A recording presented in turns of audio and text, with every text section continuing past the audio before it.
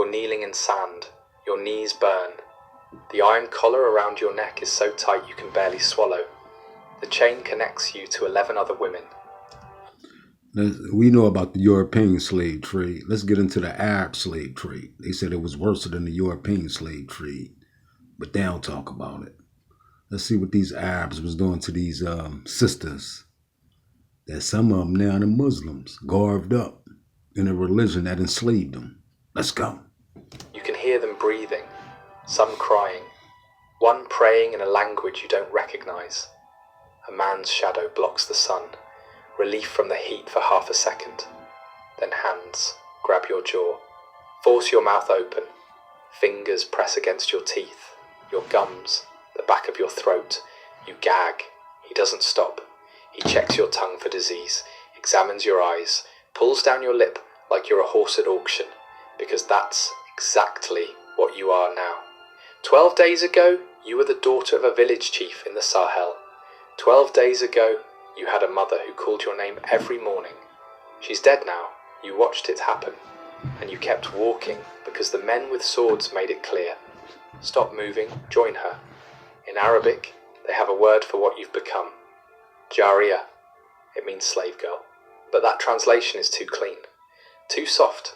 It hides what the word really means. What it really means is, your body is merchandise now.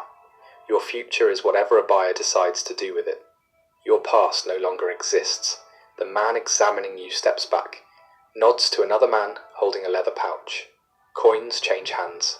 You've just been sold, for the third time this month, and the place they're taking you? Historians would spend centuries trying to pretend it never existed. This is the Arab slave trade. 14 million Africans. Hausa 14 million Africans. A system so effective at erasing human beings that almost no descendants survive to tell the story. If this history matters to you, drop a like and subscribe. Crown and Dagger doesn't hide from the stories the world tried to bury. You know about the Atlantic slave trade, ships, chains, plantations in America, 12 million Africans transported across the ocean over 400 years. That history has museums, monuments, movies. Children learn about it in school. Politicians give speeches about it. But there was another slave trade, older, longer, and by some measures, even larger. The Arab slave trade began in the 7th century, shortly after the rise of Islam and the Arab conquests that spread across North Africa. It didn't end until the 20th century. Saudi Arabia officially abolished slavery in 1962, Mauritania in 1981. These aren't dates from ancient history. These are dates your grandparents remember. There are people alive today who were born into societies where this trade still operated legally. Between 650 AD and 1900 AD, somewhere between 14 and 17 million Africans were taken from their homes and transported to the Middle East, North Africa, and between 650 AD and 1900 AD, somewhere between 14 and 17 million Africans were taken from their homes and transported to the Middle East, North Africa, and the Arabian Peninsula. Some historians argue the true number is even higher, because records were inconsistent and countless deaths went undocumented. Countless deaths. More people, One over a longer undocumented. period, through routes that stretched across 3 continents. Yet almost no one talks about it. So we know about the European slave trade, how many Africans was lost in the mid-pass coming to North America. Now we don't know how many Africans was lost crossing the Sahara with the Muslims, the Arabs. Let's go. Why? Because this slave trade was designed to leave no trace. Wow. And it succeeded. Wow. In America today, Sound like the European slave trade, where the ships at, right? They destroyed the evidence, right? Let's go. there are 45 million people of African descent, living proof of what happened. Their existence keeps the memory alive. Their struggles for equality ensure the history is never forgotten. In the Middle East, after 300 years of importing millions of Africans, almost nothing, small communities in Yemen, scattered populations in southern Iraq, a few thousand Afro-Arabs in Morocco, tiny remnants would be millions.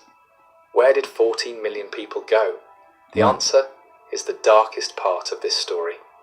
The men were castrated. Wow. This is not theory. That's fact. This is documented That's a fact. across It's hundreds documented. of primary sources spanning multiple That's centuries. a fact.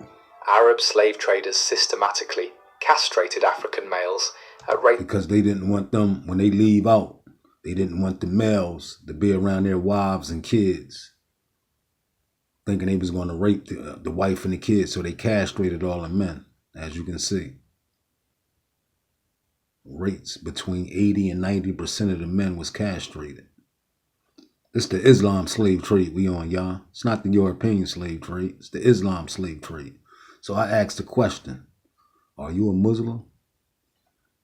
It's between 80 and 90%. The procedure was performed at specific points along the trade routes. Egyptian monasteries became notorious for it. And it goes back to everything that was taught and told to you was a motherfucking lie. It's for you to decipher through the fuck shit and come up with your conclusion. God damn it. Everybody enslaved Africans. God damn it. Let's go. Coptic Christian monks developed techniques that slightly improved survival rates. Slightly. For every man who survived castration, somewhere between 3 and 5 died from blood loss, infection, or shock. Wow. Some sources suggest even higher mortality. Think about that math. If a trader needed 100 living eunuchs to sell at market, he might start with 400 or 500 men. The rest died screaming in the sand. The economics were brutal but logical. Wow. Castrated slaves couldn't reproduce, couldn't form families, couldn't create communities that might grow strong enough to resist, couldn't leave descendants who might one day demand freedom.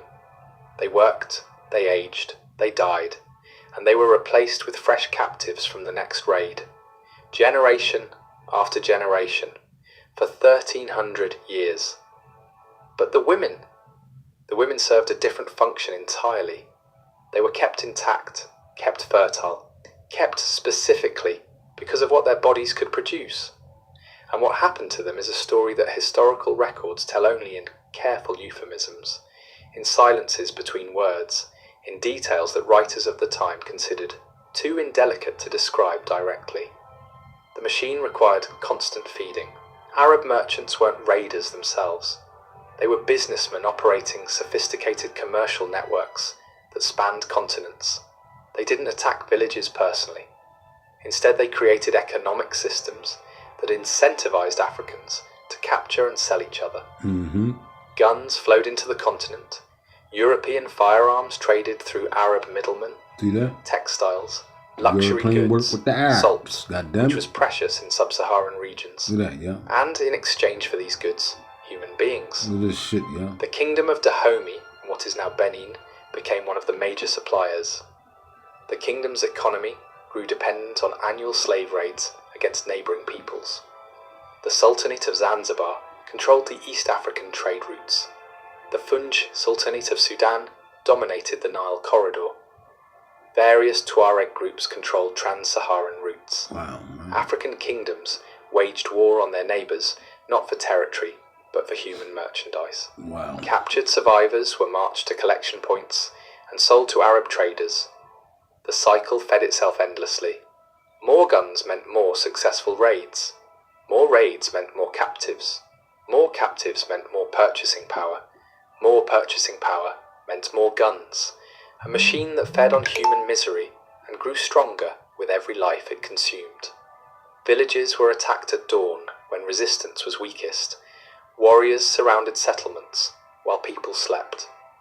The assault was sudden and overwhelming. Men who resisted were killed immediately. Men who surrendered were evaluated on the spot. Age, health, strength. Young, strong men were separated for castration and sale. Older men with no market value were frequently killed where they stood. But the women faced different calculations entirely. Traders examined them with specific criteria in mind. Age mattered enormously. Girls too young would require years of feeding before becoming useful. Women too old had diminished value. The ideal range was roughly 13 to 25 years old enough to survive the brutal journey ahead, young enough for decades of use. Physical appearance affected price dramatically. Arab markets had specific preferences that experienced traders knew intimately. Certain body types, certain features. Different markets preferred different characteristics. Ethiopian women commanded premium prices across almost all markets. Their features were considered particularly desirable. They might sell for double or triple what women from other regions brought. Women who met desirable criteria were separated immediately. They'd receive marginally better treatment during transport. Not from compassion, never from compassion. Damaged merchandise sold for less. Protecting the investment made economic sense. The separation of families happened at capture sites or collection like points. the European slave Mothers trade. torn from children. They got the Husbands blueprint from wives, the Europeans. Sisters from brothers. The bonds of a lifetime severed in moments, with no hope of reunion. European explorers and missionaries who witnessed these separations left accounts describing scenes of unimaginable grief, the screaming, the desperate clinging as families tried to hold on to each other for a few more seconds. The final moments of contact before chains were pulled tight, and people who had loved each other their entire lives were dragged in opposite directions, never to meet again, never to know what happened to each other. One missionary wrote that the sounds haunted his dreams for years afterward, that he could still hear the mothers calling for their children decades later, that no matter how far he travelled or how much time passed, those screams followed him. Those screams echoed across Africa for 1,300 years, and almost no one in the outside world heard them. Then came the Sahara. The trans-Saharan routes were journeys measured not in miles but in death. Picture the distance from New York to Denver. Now imagine walking desert, in chains with almost no water, under a sun that kills. From collection points in sub-Saharan Africa to the great markets of North Africa, Tripoli, Tunis, Cairo, Marrakech, caravans travelled distances exceeding 7,500 miles. Some routes stretched over 2,000 miles. The journey took 2 to 3 months under optimal conditions. Conditions were never optimal. The Sahara is the largest hot desert on Earth. Daytime temperatures regularly... The European had the slave ships. The Arabs had the camels. And the slaves had to walk. Y'all heard that shit. Wow, that's worse than the European slave trade. Because at least in the European slave trade, they was on the boat. They ain't had to travel by feet through the Sahara Desert. Down there 200 degrees out that motherfucker. Daytime temperature like 120 degrees. Come on, y'all. Motherfuckers ain't had no food, no water, none of that shit. Exceed 120 degrees Fahrenheit. The sand becomes so hot it blisters skin on contact. Shade doesn't exist for hundreds of miles. Then night falls and the temperature plummets. The same desert that broiled you during the day can drop below freezing after dark. The temperature swing alone killed countless people. Water was the most precious resource, and it was rationed with brutal calculation. Camels needed water to survive. Camels were expensive. Camels were essential for carrying goods. Slaves were cheaper than camels. Slaves were replaceable. So slaves received whatever water remained after the animals drank. Wow. Lips cracking until they bled. Tongues swelling. The maddening knowledge that there was nothing to drink and hundreds of miles of burning sand still ahead. Food was minimal. Dried dates. Sometimes meat. Enough calories to keep legs moving. Never enough to maintain health over months of walking. Wow. The mortality rates were catastrophic. Historians estimate that 20 to 30% of slaves died during Saharan crossings.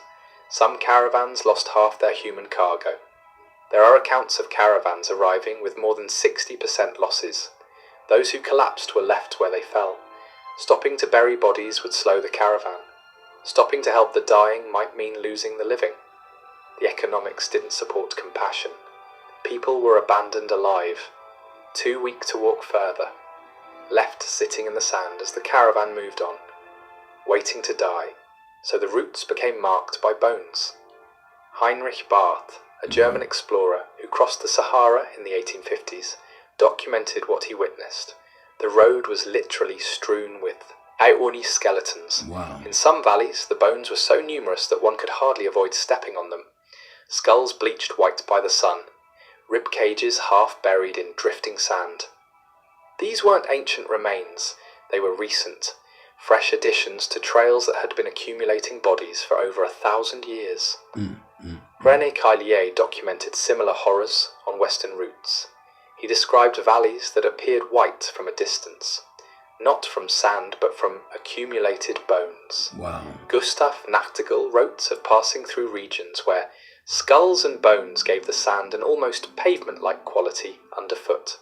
Hundreds of thousands of people, perhaps millions over 13 centuries. Their remains scattered across the world's largest desert, marking the paths that swallowed them, silent testimony to a trade the world chose to ignore. For the women who survived, who somehow endured the heat and cold and thirst and starvation, arrival at a North African port meant only that the immediate dying had stopped, but survival came at a cost. Many arrived broken in ways that didn't show on the surface. Their bodies had made the journey, their spirits had not. Their ordeal wasn't over, it was transforming into something else. The slave markets of the Arab world were ancient institutions, refined over centuries into operations of terrifying efficiency. Cairo's market had operated continuously for over 1,000 years by the time European observers began documenting it. Wow. Generation after generation of traders had refined the practices, the pricing, the techniques of evaluation. Buyers came from across the Islamic world and beyond. Wow. Ottoman nobles from Constantinople, Persian merchants from Isfahan, wealthy Arabs from Damascus and Baghdad, Wow. traders from the Gulf states seeking domestic servants, even European buyers, despite official prohibitions, found ways to participate. The markets were organised by category: common labourers in one section, skilled workers in another, domestic servants in a third, and behind screens, in the most exclusive areas, the women intended for private sale. The examination process was systematic and thorough. Teeth first. Dental health indicated age and condition. Experienced buyers could estimate remaining years of useful life from teeth alone. Then skin, examined for disease, scars, imperfections. Hair checked for texture and length. Then the rest. Buyers paying premium prices demanded thorough evaluation. The examinations were intimate, invasive, conducted with the detachment a butcher might show when evaluating livestock. European travellers left accounts so graphic, their publishers often censored them. One British observer in the 1830s wrote, "The women are made to walk, to turn, to display themselves in ways that cannot be described in polite company. The buyers examine them as a horseman examines a mare, with identical cold calculation and complete absence of human feeling. Prices varied based on origin, appearance, and intended use. Common women sold for modest sums. Women with desirable features brought significantly more. Young virgins from preferred backgrounds could sell for the equivalent of several years' wages. The highest prices were paid privately, by agents representing the wealthiest households. Zanzibar became the largest slave market in the Indian Ocean world. At its peak, 50,000 slaves passed through annually. The island's entire economy revolved around human merchandise. David Livingstone witnessed the trade firsthand. His accounts helped galvanize British abolition efforts. What he saw changed him forever. He wrote, "To overdraw its evils is simply impossible. The subject does not admit of exaggeration. The sights I have seen are so revolting that I always strive to drive them from memory." The market operated openly until 1873, when British pressure finally forced its closure. The Sultan signed a treaty. The auctions officially ended, but the trade continued underground for decades afterward. All the way up Ships until sailed at now. night. Transactions happened in They hidden still got locations. The demand was too they strong. still got The they profit still got slaves in these Arab countries. Ain't nothing changed. Ain't nothing changed. It's still business as usual, y'all. We gonna get to that. is too large. Where there is demand, supply finds a way. Where did these women go after they were sold? The answer depended entirely on who bought them and what they were bought for. The wealthiest buyers were building harems. Ottoman sultans maintained harems with hundreds of women, sometimes thousands. The imperial harem at Topkapi Palace in Constantinople held up to 2,000 women at various points in history. Man. Lesser nobles and provincial governors kept smaller collections proportional to their wealth. Even moderately wealthy merchants Sir John might own Hawkins several women for domestic and personal right there. purposes. The harem was more complex than the word suggests today. It wasn't merely about physical gratification. It was a political institution where women competed for favour. Bearing a son to a powerful man could mean everything. The mother of a future sultan wielded enormous power, so women schemed, formed alliances, undermined rivals. Poison was common. Wow. Political manoeuvring as sophisticated as anything in the formal court took place behind harem walls. For a captured African woman, entering a harem meant systematic erasure of everything she had been. She received a new name. Her language was forbidden. Her religion was replaced. Her past was destroyed and rebuilt. Trainers taught her new customs, behaviours, expectations, how to walk, how to serve, what was permitted and punished. Eventually, nothing remained of who she had been. The person her family loved was gone, replaced by someone created to serve her owners. Mhm. Some women navigated this successfully. A rare few achieved genuine power. Kösem Sultan dominated Ottoman politics for decades. She began life as a slave girl captured from a small Greek village. Hürrem Sultan became the legal wife of Suleiman the Magnificent, an almost unheard of Suleiman. achievement for a former slave. But these were exceptions so extraordinary that history record their names precisely because they were unusual. For every Kösem, thousands lived and died anonymous, used until no longer useful, then discarded. Women sold to less wealthy buyers faced different circumstances. Many became domestic servants with additional obligations. They cooked, cleaned, raised children, and submitted whenever their owner desired. There was no concept of consent, no option to refuse. Islamic law technically provided some protections for slave women who became mothers. A slave who bore her master's child was called Walad, mother of a child. She couldn't be sold afterward. Her child was born legally free.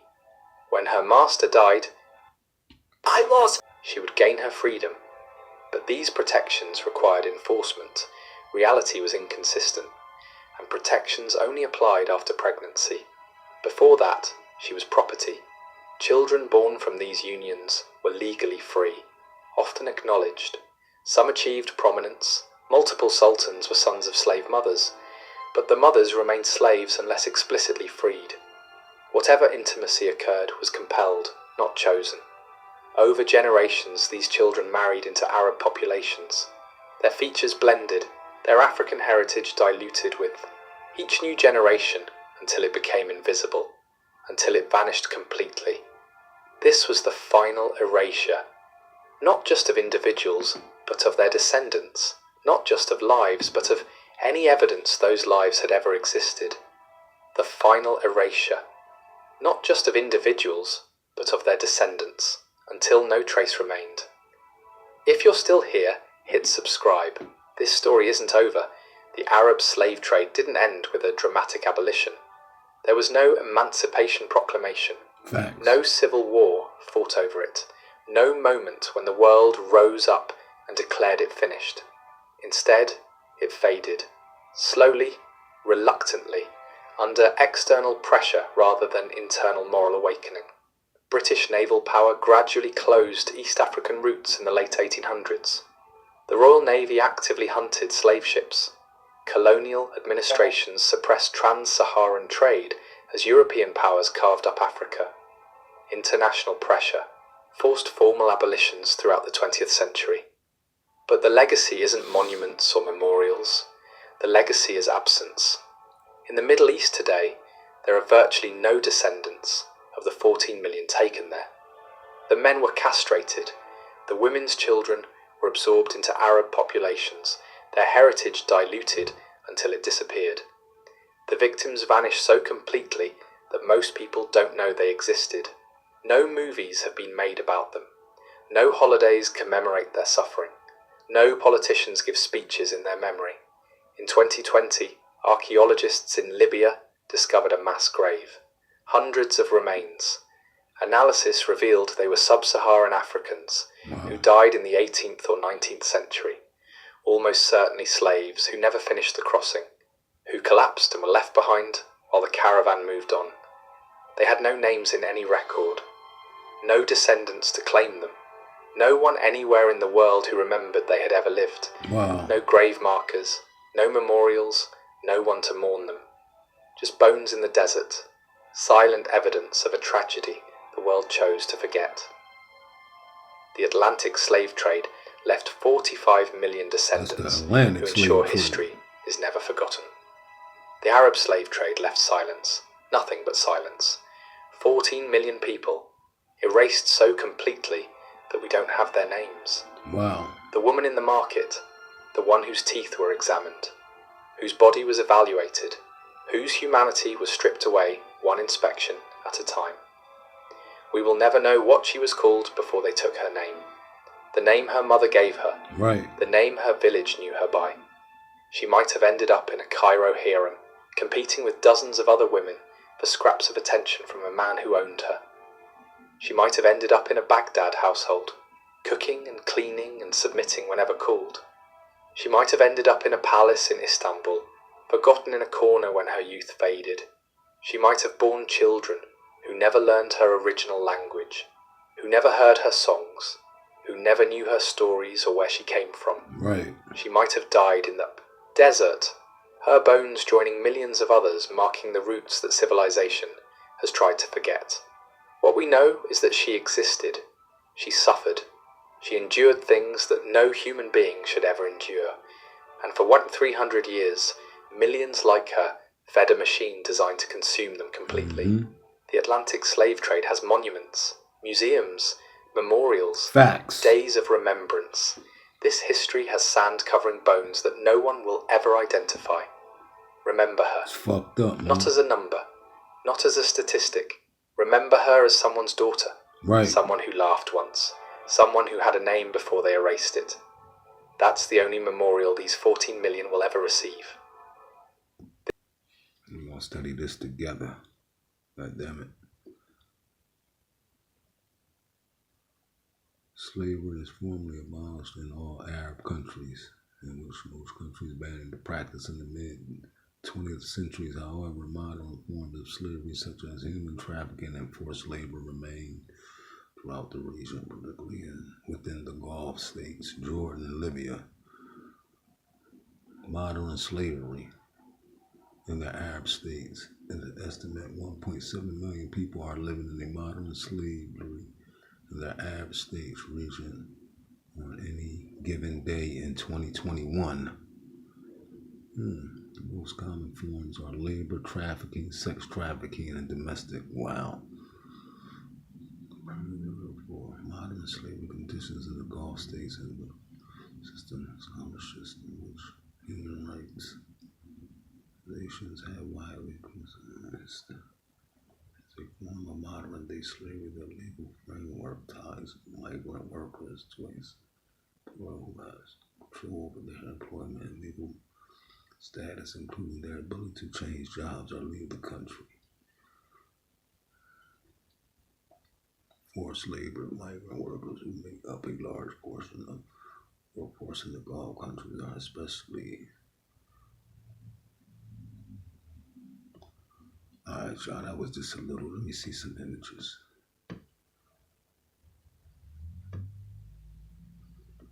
We're doing this together, y'all.